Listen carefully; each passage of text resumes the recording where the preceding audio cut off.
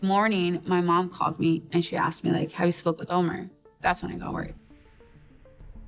She hasn't spoken to him, then, something's a little bit off here. I called the police department and I told them that my brother was missing. They immediately get entered into the missing person system. Community service officer gives some advice and some things that the family member can do to try to help find their missing loved one. When law enforcement gets involved, oftentimes we need search warrants or subpoenas. But family members can reach out to, say, service providers and say, my brother has been missing and I'm just trying to help find them so they can request records. So the first thing that I did was I tried to get his phone records. But for some reason, since the last time that I saw him, we can't see incoming calls. Alicia Medina, Omar's sister, started searching for him. She called his friends and made missing posters. While searching, someone told her they found Omar's car. When she reached there, all his things were still inside. She told everyone not to touch anything and called the police. When I met Alicia, she was very desperate to find her brother. She found his vehicle, but it was unlocked. And a lot of property was in the vehicle. There's actually things, computers, there's guitars, there's really nice clothing. Considering the neighborhood that it was parked in, that's not very normal to leave your vehicle unlocked with all that property just being visible. To me, those were red flags that there was something more to this. I've opened plenty of trunks in the past. You never know what you're gonna get.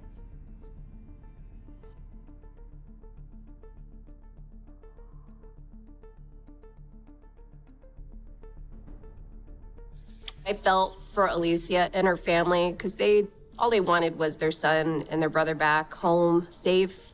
They loved him very much, and I could tell that.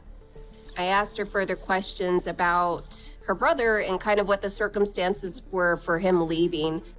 Investigators asked Alicia about Omar. She said she didn't know why he left or where he was going. So the investigators went to meet Omar's landlord, Tim Cook. Asked if he had seen Omar. Tim told me he had not seen Omar for maybe like 6 or 7 days, that he last saw him on his way to the casino. And I asked him if it was okay to go into his house to go look at Omar's room. There was another little house, maybe like a granny flat or a suite, that Tim told me Omar lived in.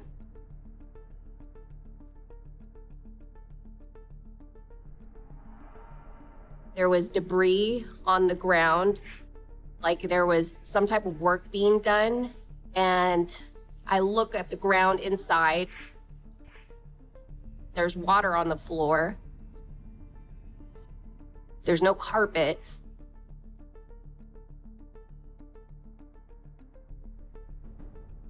There's a window broken out. Tim told me that he was renovating it. Omar was a messy person, so he was cleaning it up to basically make some sort of game room.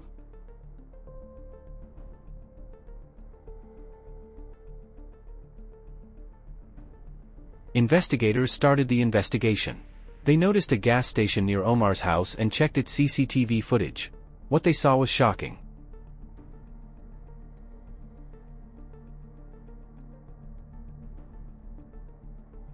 We see a white car coming up to the stop sign to go into the intersection off of Omar Street.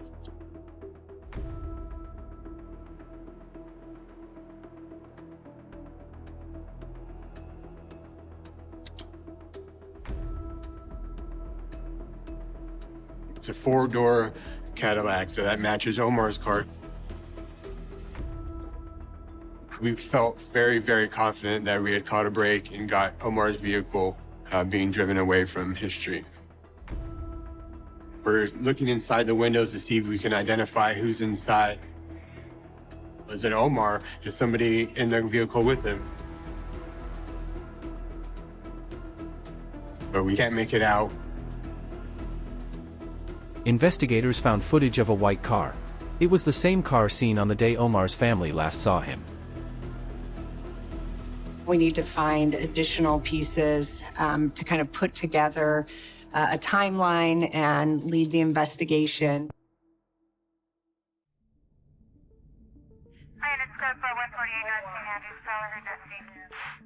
There were a couple calls to the Harbor Police Department about an object floating in the water that was a hazard. That was reported to be a 55-gallon drum. There were several holes drilled into it, and it had steel cable lines attached to cinder blocks. Investigators quickly went to the location and opened the drum. Everyone was shocked by what they saw inside.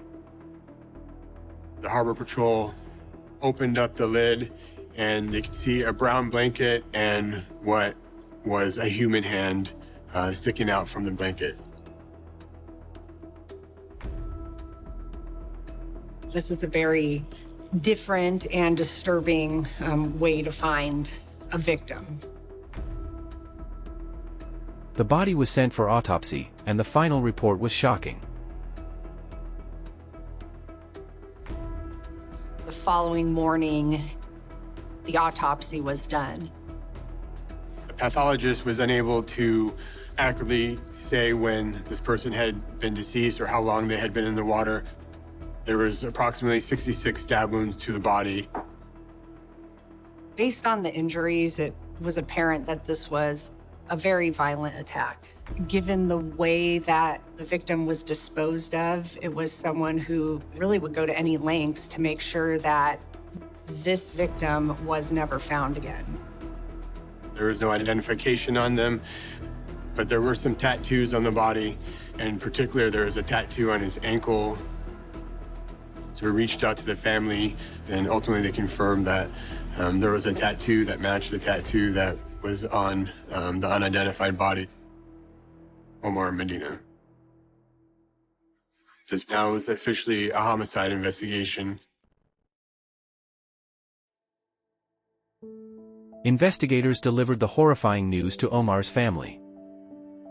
The detectives come in and they just tell me, we found Omar. I don't know if you've ever heard the cry of a mother when her son has been taken. It is the worst cry you will ever hear. I mean, it breaks your soul. He wanted to have a wife and he wanted to have kids. And, you know, and I would tell him, like, I can't wait, you know, to be an aunt to your kids and love on them and have that experience. Now that has been taken away from me because I'm never gonna get to experience that or see him that way.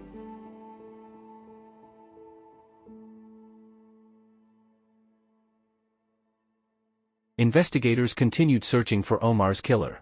They checked surveillance footage around the port, where his body had been found.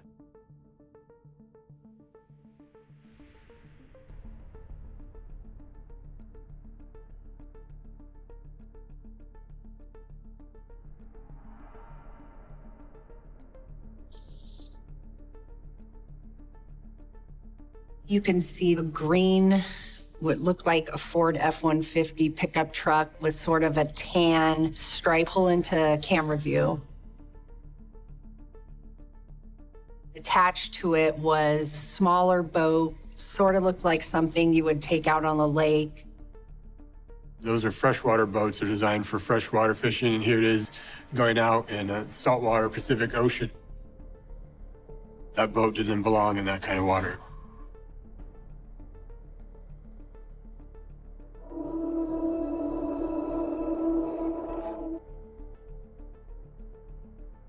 The truck backs up to the water.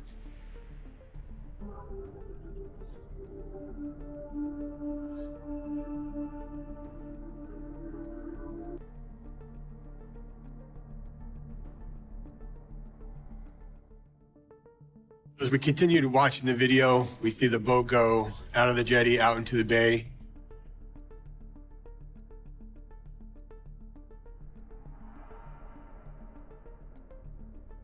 That captured the boat very far off, not clear at all, but actually heading out into the harbor. And then disappearance out of the camera view. You can see within less than an hour, that same small boat returning. The boat was out of the bay for less than an hour. It's not a fishing trip. They weren't gone long enough for that.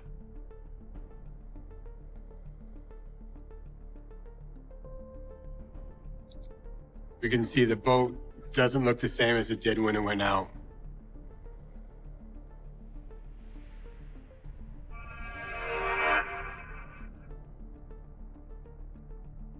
The boat is higher up in the water. It became quite apparent that there had been something very heavy in the boat when it first went out that was no longer there when it returned. This is when the barrel went out to sea. This is when they took Omar out into the bay. Go through the footage of the truck again. Investigators couldn't see the license plate, but they clearly spotted a 90s Ford with 3 men wearing shorts. They also had a time frame for the crime. Next, they collected CCTV footage from a nearby building at the harbor.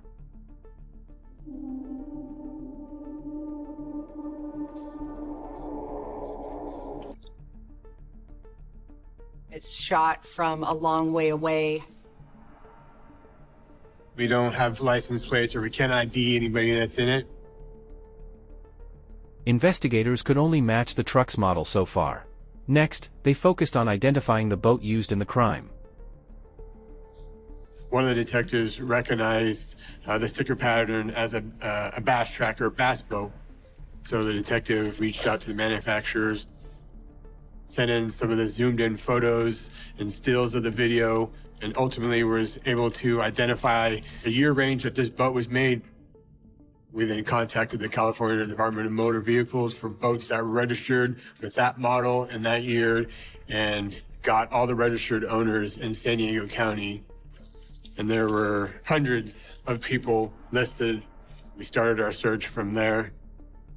We start looking at people who knew Omar, and that included Tim Cook, because that was the last person that he lived with. Tim Cook, he had just kicked him out of the detached room in the back of the house right before he went missing. And so detectives focused in on trying to figure out, okay, is he a suspect? Investigators then focused on Tim Cook, Omar's landlord. During questioning, some truth started to come out. But they didn't have enough evidence to arrest him. So investigators searched for more clues and went to Tim's brother's house. What they found there was shocking. So we went to that yard.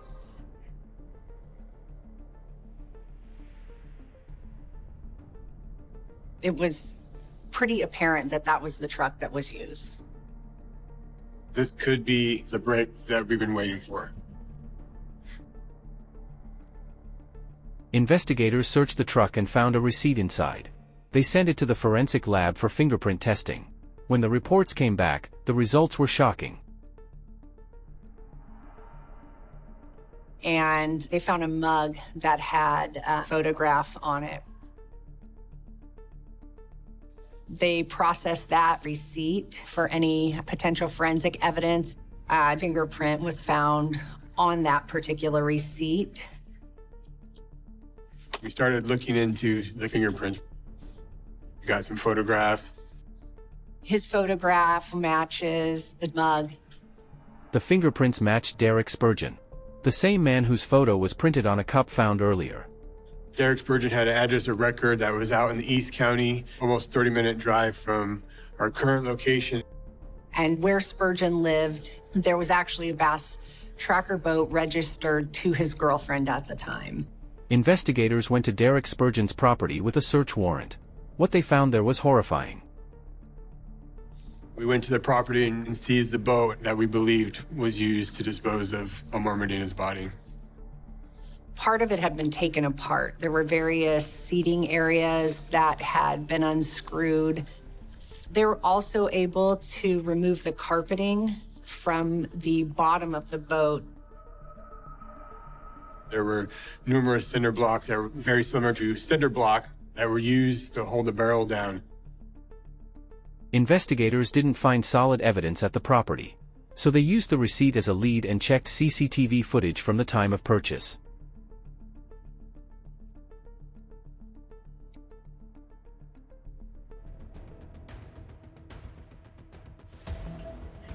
You can see Tim Cook wearing a distinct long sleeve green shirt.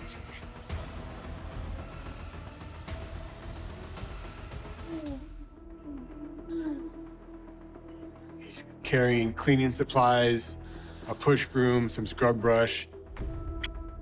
His work is scaffolding. He's not a cleaner. So why does he need all these cleaning supplies? Why does he need these brand new brushes? So he wasn't arrested at that time, but our search warrant was granted for the residence where Tim Cook and Omar Medina lived. So we went back to that residence. We were aware from Officer Garrett's camera what it looked like when she was there.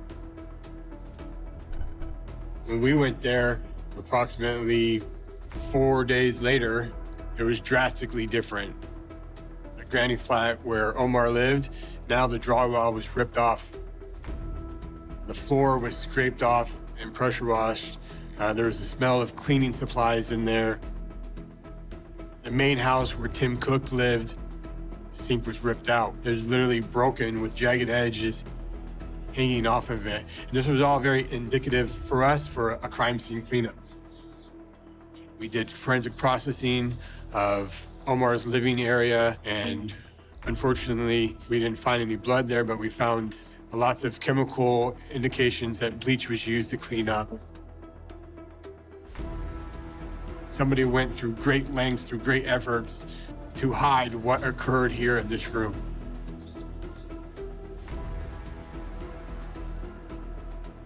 We were able to do search warrants for Tim Cook's Google account.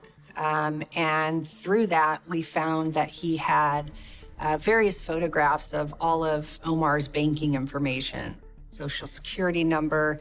He had everything in order to access Omar's account, including the application when he set up his bank account. Investigators then checked the 7-Eleven surveillance footage. They were looking for the car and the boat connected to the crime.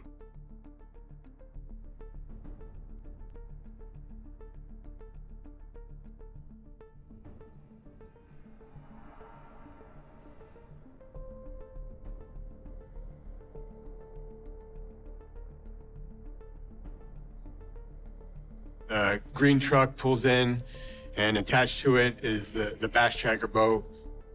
It's definitely them. This video from this convenience store was the most clear, definitive, and close-up video that we had gathered. As it pulls up to the pump, we could clearly see there's also a white barrel in the bed of the truck.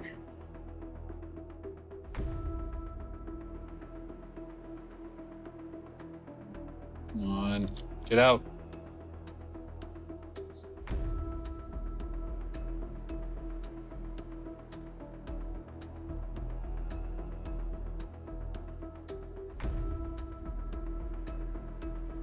The passenger gets out, and his characteristics are matching that of Spurgeon.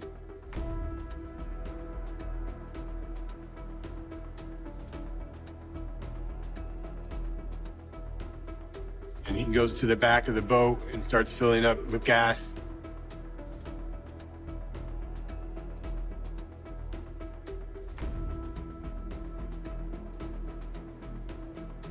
Zoom in on him.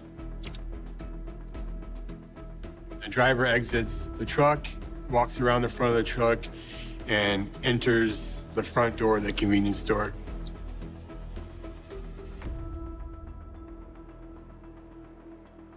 The driver of the truck walks in, and we can see he's wearing shorts, a maroon colored shirt, and a green hat.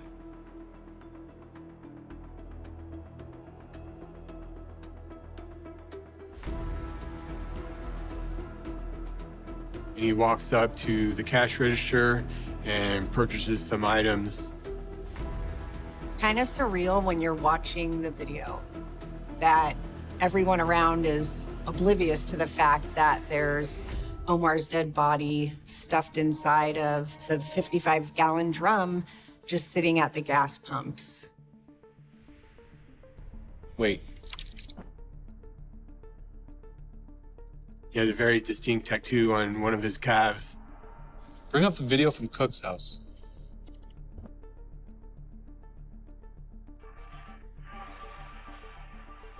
This is where we caught another huge break in the case. We could look at this video and identify that's Tim Cook in the vehicle, that's Tim Cook driving it, and that's Derek Spurgeon. So now we are very, very confident that we have identified our two suspects in this investigation. We executed the arrest warrants at their residence and took them into custody. We did search warrants for call detail records. Detectives were able to see that right as they were dumping the barrel in the bay, Derek Spurgeon's cell phone connects to a tower that is right in the area of the harbor. Shortly after that, Tim Cook's phone also connects to a tower in the same area. It shows us we have the right suspects. Tim Cook was convicted of second-degree murder. Derek Spurgeon, eventually, he ended up pleading guilty to illegally disposing a body. It has been a little over 3 years since the body of a man was found dead in a barrel floating in the Chula Vista Marina. Remember this? Well, today, the second man arrested in the case has been ordered to spend a decade behind bars. 41-year-old Derek Spurgeon pleaded guilty as an accomplice in that grisly murder of 28-year-old Omar Medina. Prosecutors say Spurgeon helped the killer to dispose of the victim's body in that barrel in 2017. Today, the family shared with us a bit of their victim impact statement during the sentencing. For somebody to do such a thing, like your moral compass is, broken. For you to be that person that somebody calls to say, I killed somebody, I need you to help me get rid of this body. Like, what's going on inside of you that you would think that that's okay? The victim's roommate, Timothy John Cook, was arrested as the murder suspect 2 months after that body was found in the marina. Right now, Cook is serving a 56 years to life sentence for second-degree murder. Justice was served, but one precious life was lost. Like, comment, and subscribe for more true crime stories that delve deep into the heart of the human experience.